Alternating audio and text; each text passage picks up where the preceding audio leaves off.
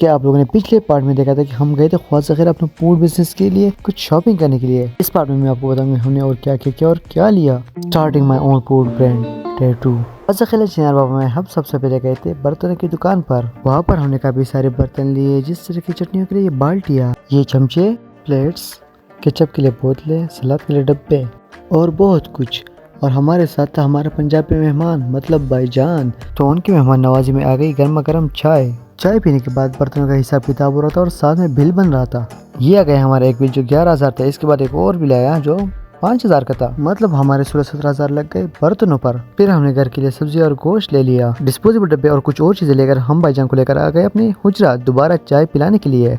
और आज एक करिश्मा हुआ, शाज़ेन चुप है।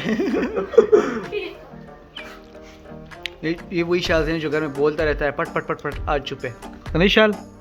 हाँ। अपने घर वालों के साथ थोड़ा टाइम स्पेंड किया, फिर आ गए मैं संगठो वापस। तो आज का व्लॉग यही तक था, मिलते हैं नेक्स्ट व्लॉग में। अभी के लिए टाटा बाय बाय, अल्लाह हाफिज।